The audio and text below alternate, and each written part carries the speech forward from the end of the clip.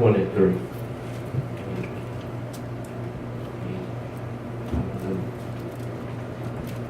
Three and 20.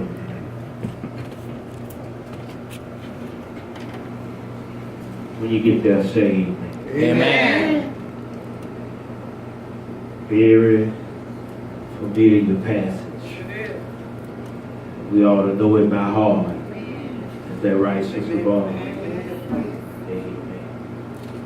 Sister Wilson, I'm going to try to help us this morning. If you tell me that's okay. It's okay. Amen. Amen. For all have seen and come short of the glory of God. Amen. You may be seated.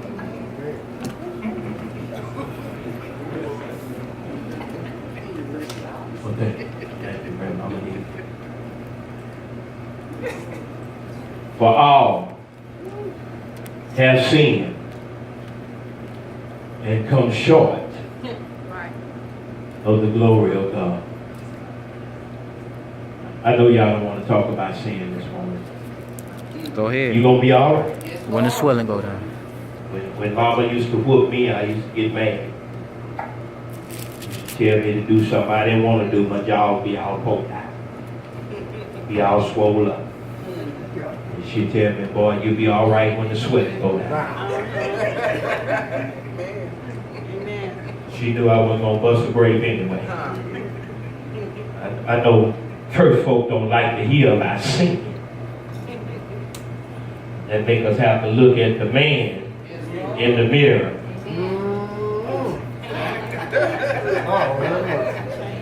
We don't like doing that all the time. For all have sinned and come short of the glory of God.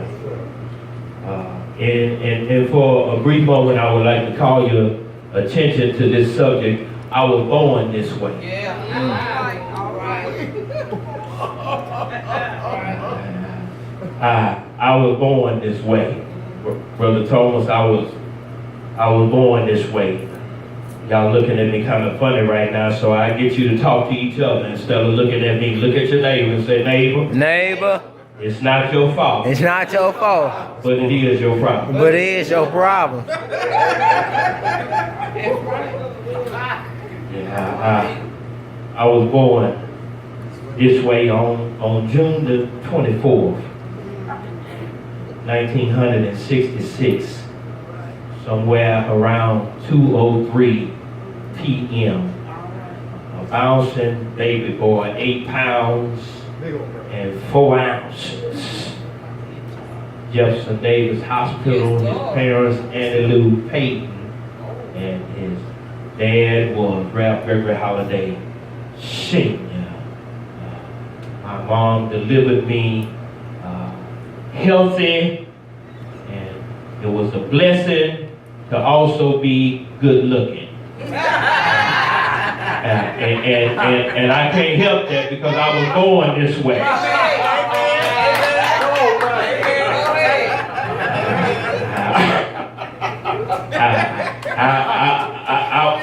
I was. Don't get mad at me. Don't hate on me.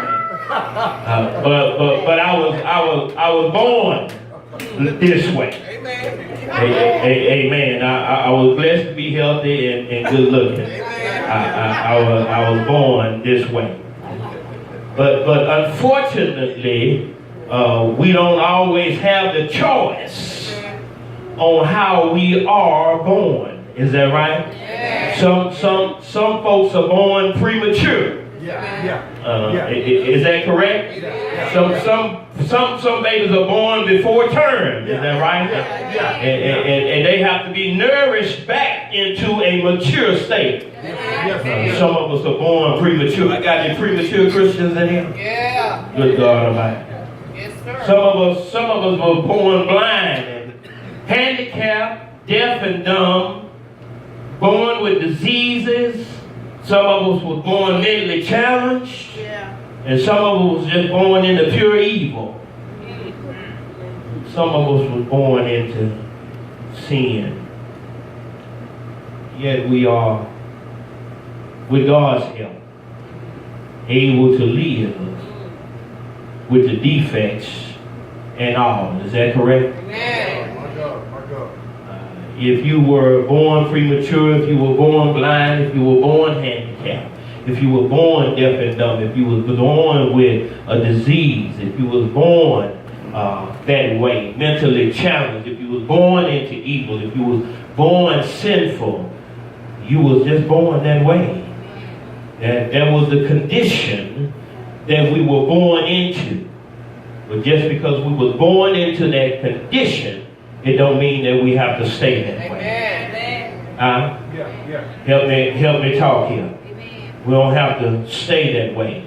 God told Jeremiah this. You remember Jeremiah? God told Jeremiah that, behold, he said, before I formed thee, I knew thee. Right. And before you was formed in your mother's womb, I had already ordained thee. Right. He said, I had ordained you to be a prophet. I ordained you to speak for me. He also told Jeremiah to go down to the potter's house. Yeah. And there you will find the potter working a wrought on the wheel. Yeah. And as Jeremiah got down to the potter's house, he seen the vessel that was marred in the potter's hand. Do y'all remember that? Yeah. Well, being born this way, Jeremiah was born and ordained from the womb to be a prophet, which is a good thing, am I right? Yeah. And then he went down to the potter's house and he seen the potter with marred clay in his hand, which is a bad thing, am I right? Yeah. And so the message from this is that God can take a mess and give it a message and turn it into a masterpiece. You're going to help me here in a minute. That word marred in the Hebrew is called shakoth, which means corrupt and spoiled and wasted and battered. And a lot of us don't realize, well, we were born that way. David said, behold, I was shapen in iniquity, and in sin did my mother conceive me. I can't help it. I can't help my condition because Adam and Eve messed up way back in the garden. And so that means I was born with the condition of sin. I was born into this condition. But guess what, mother? Just because I was born into the condition, it doesn't have to be a part of my character. And see, that's where most of us are falling short, people of God. Even though we have the sin condition, we let it take control of our character. We let us act out of character. Ain't nobody talking to me. We make sin make us act like character. Ain't nobody saying nothing to me. Amen. Just because it's my condition, it don't mean that it has to be my character. Get this out of my hand. It don't have to be my character. What is my condition? My condition says is that I'm someone who was born without cause, without choice, into a certain matter. I was born into that. I was born into sin. I can't help that. So when I come from the womb, guess what, Sister Sanders? I'm automatically sinful. Amen. See, now I have to be taught how to do right. Because it's easier for me to do wrong. See, we always beating one another up for doing what is wrong. But why don't you congratulate them when they do what's right? See, doing what's wrong come natural. You don't even have to be taught to do what's wrong. When the baby start hollering and kicking and crying for nothing, they got a fresh diaper on, the belly is full, they got clean clothes on, and all of a sudden they just crying and kicking. That's for nothing. You don't have to teach them to do what's wrong, but you have to teach them to do what's right. Amen. Hello, somebody. When I start taking my toys and taking my marbles, and this is mine, this is mine, and it started way back then. That's why you got to train a child in the way that he should go, that when he gets old, he won't depart from it. It's hard to do what's right. It's not an easy thing to do what's right. Watch this here. Sister Bynum, and it's even harder to do what's right when ain't nobody looking at you. There you go. When you think you can get away with doing wrong when I ain't looking at you, when Brother Williams ain't looking at you, when Sister Johnson ain't watching you, when Mother Paul ain't got her eyes on you, then I can do what's wrong and then I can show back up like I've been right all that time. But because I walked in your shoes before, I know when you're lying and when you're telling the truth. Come on, man, I'm able to denote that and dictate that and discern that because God gave me that spirit of discernment. Amen. I'm able to see in you. I know when you're lying to my face. Amen. Hello, somebody. Amen. But guess what? I'm this kind of person right here. I ain't mad at you because I got my sins just like you got your sins. Am I right? I'm trying to do right and hopefully you're trying to do right too. But guess what? You can't sit here to my face and lie to me about the wrong that you're doing. You know why? Because I'm the type of person that will give you enough rope to hang yourself. Amen. Amen. Amen. Yes. Yes.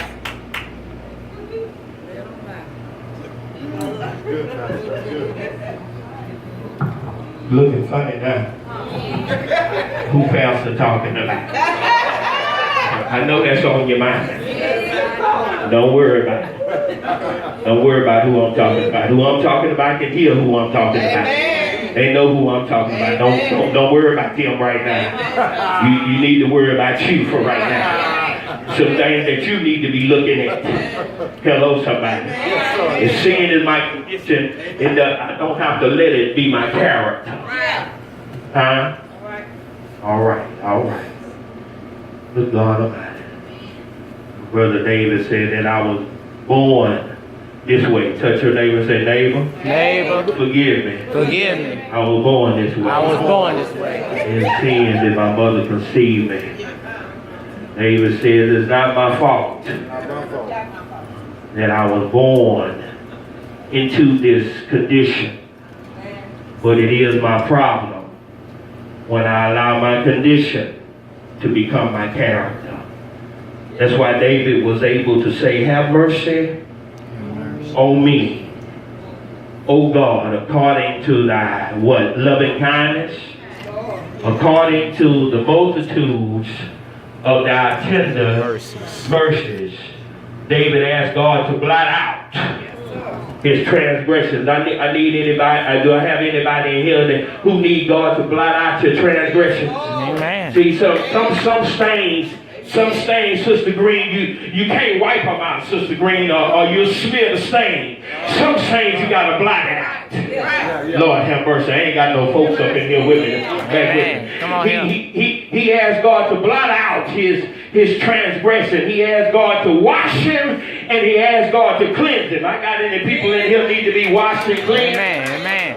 He said, create in me a clean heart, and do what? Renew the right spirit. Preach. Yes, sir.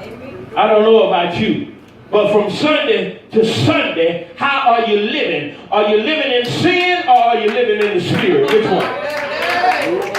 Come back with me if you can. Which one now? Are you living in sin or are you living in the spirit? Well, let me tell you this right here. More than likely, 9 times out of 10, you living in sin and not in the spirit. You know why? Because you flesh. And you got to live in the flesh. That dwelling in the flesh is flesh. And that dwelling in the spirit is spirit. I wish I had somebody to talk that with me up in here. Now you can act like you spiritual all you wanna, but I know you flesh.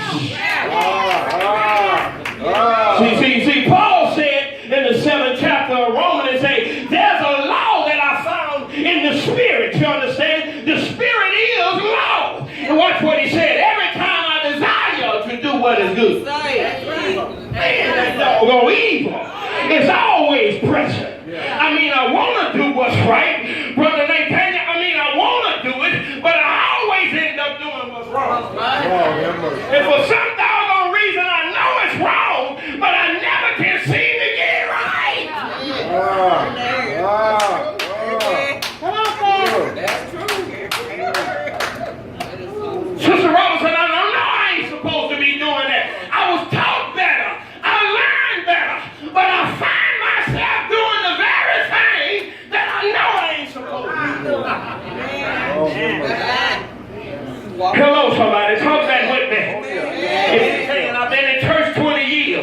I was raised by my parents 33 before they died.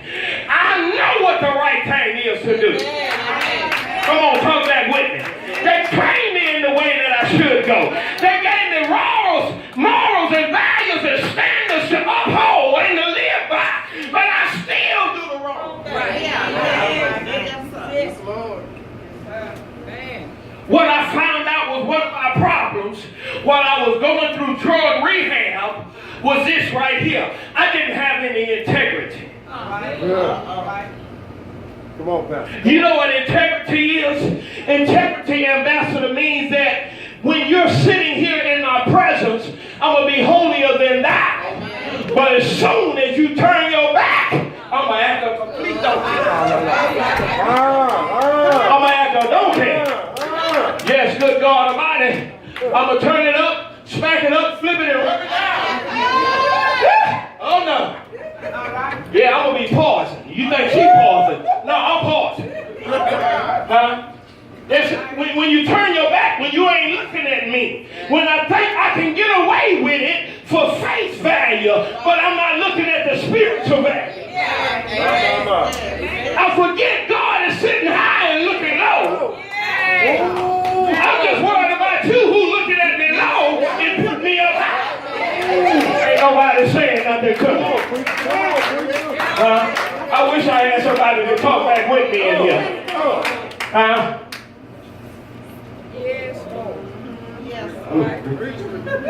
The same thing, it's a condition. But it don't have to be my character. It don't have to be my character. Good God Almighty. We're moving on, and I'm going to let you go. I'm going to let you go.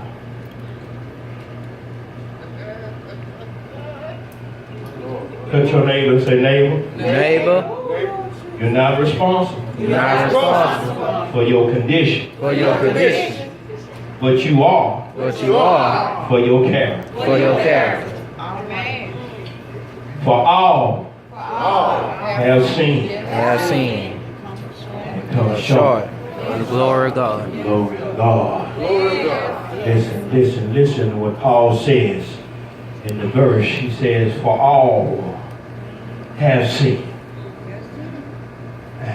In close observation of that, I thought it was strange being fairly decent in the English language and making a pretty good grade in high school and my first couple of years of college. I thought that the structuring of that sentence was weird because we were never taught to start off with a preposition.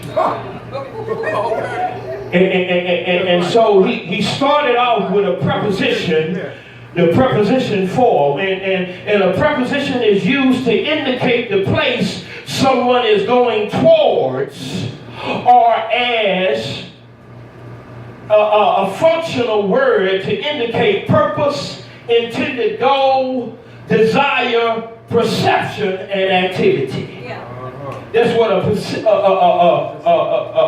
preposition is used for. So he says for, and then he says all. And that all is an adjective. And right now the preposition and the adjective starting off a sentence that said that the grammatics of the sentence is incorrect.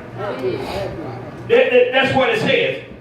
He says for all. Now the all is the adjective which describes the whole thing. Right. It describes you all. It describes your all. It describes all of us. It describes everything. It describes everyone without exception. Go ahead and touch your neighbor and say, neighbor. Neighbor. You are not excluded. You are not excluded. You just happen to be included. You just happen to be included. That adjective all also implies that everything has been counted, weighed, measured, and even considered. Now watch this. He says, for all have. Now have is used in that structuring of that sentence as a verb, which means possession and ownership. And so watch this now. He says, for all have. So when you break it down from preposition to adjective to verb, what it says is that whether you know it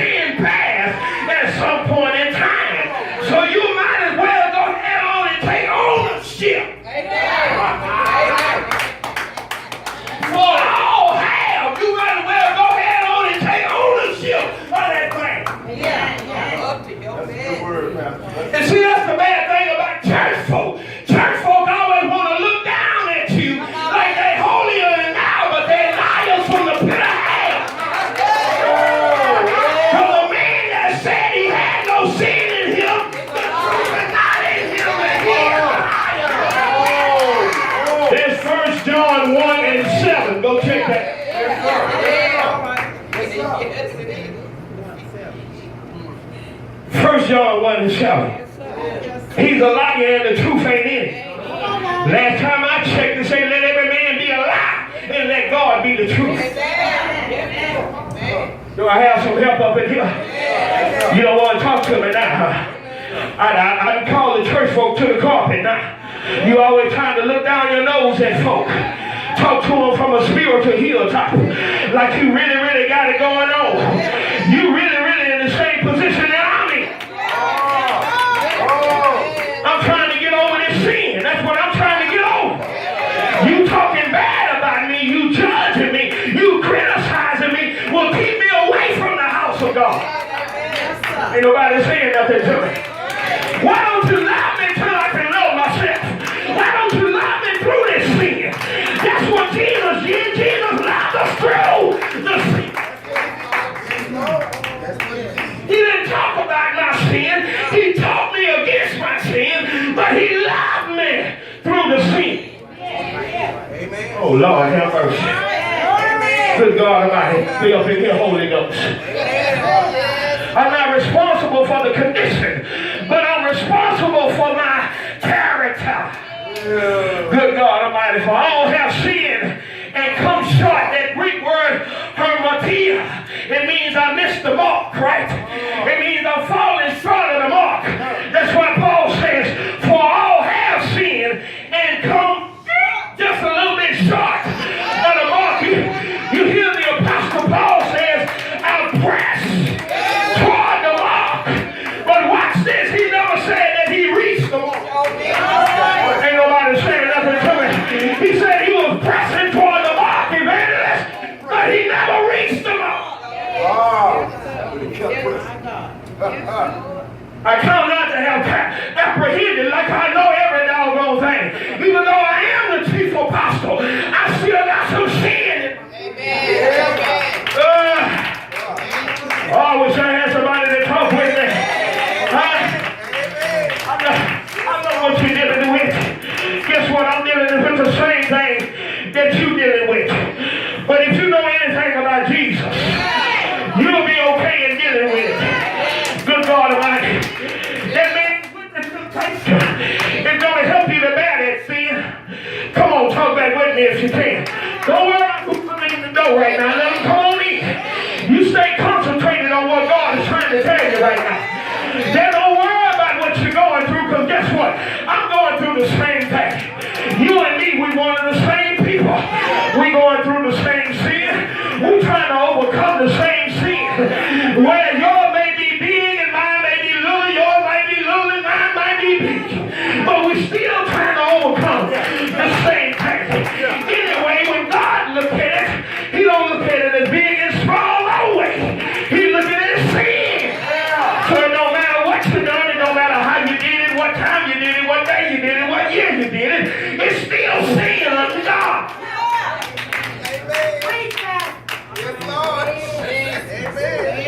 So you can't look at me and start trying to point your finger at me.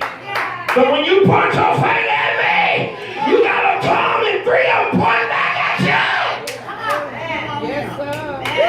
Check yourself before you wreck yourself. It's time for a checkup from the neck up. Stop looking at me like that. Stop talking about me like that. Stop gossiping about me like that.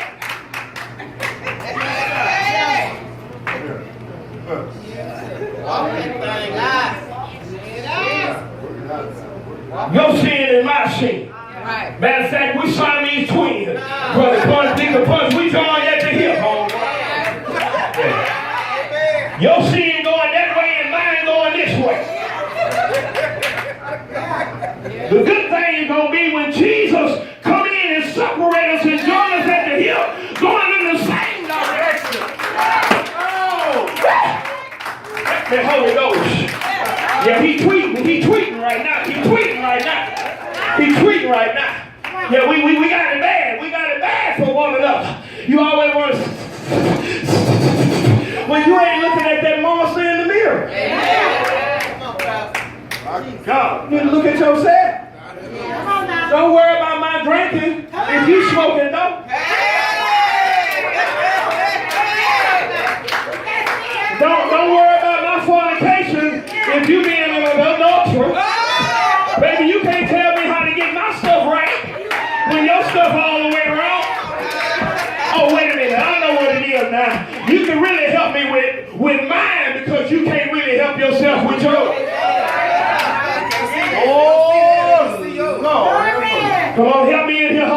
Ghost.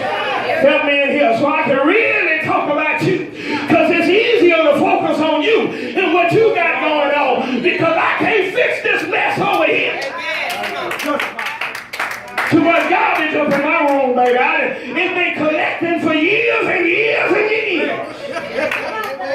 I've been sweeping around your front door, and your front door happen to be getting pretty clean right now. But my house is a whole thing.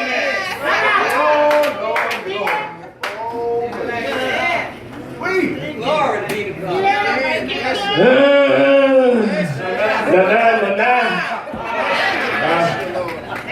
Yeah.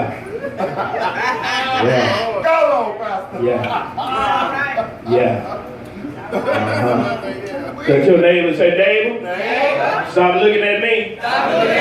You can't see me no way. With that big old plank in your eye. Preach, Pastor. Say that. You see it. Can't pinpoint what I'm doing. Hallelujah. Who's done? Hallelujah.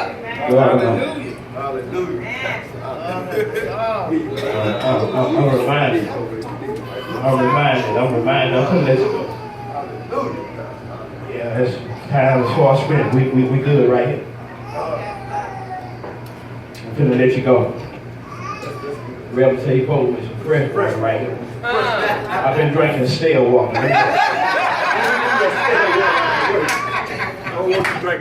It's all good. It's water to me. I used to drink fire water, bath water. Your mouth.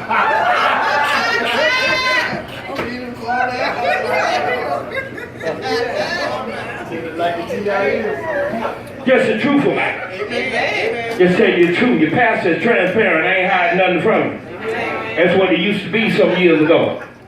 Yeah, I used to whoop a wheel, boy. Don't know nothing about me. I used to have a class called Pimpology 101. In the bottle. Let me leave y'all alone. Hallelujah. We done all seen. All had. Seen. We done all come short of the glory of God. Y'all forgive me. Being one of them traditional preachers, I'm sorry I'm not.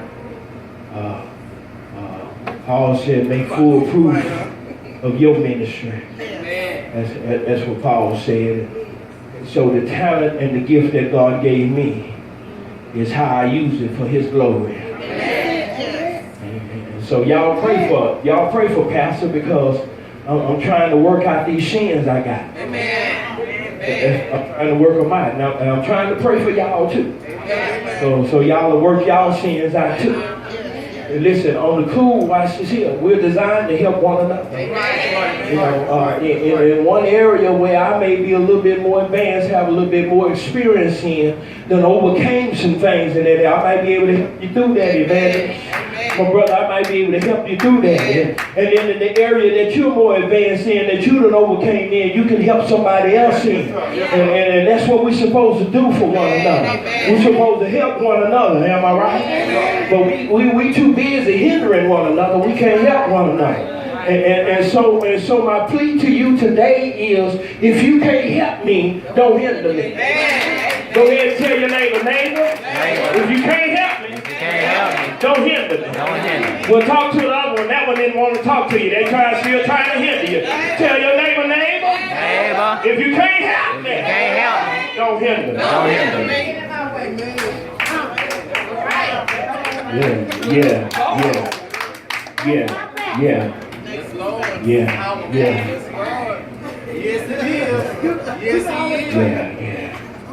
And that's why Jesus came.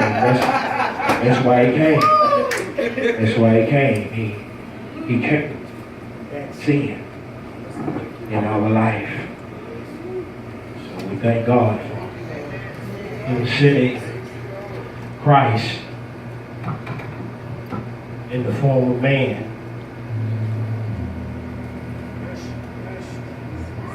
That He would come save mankind. I thank the Lord for Jesus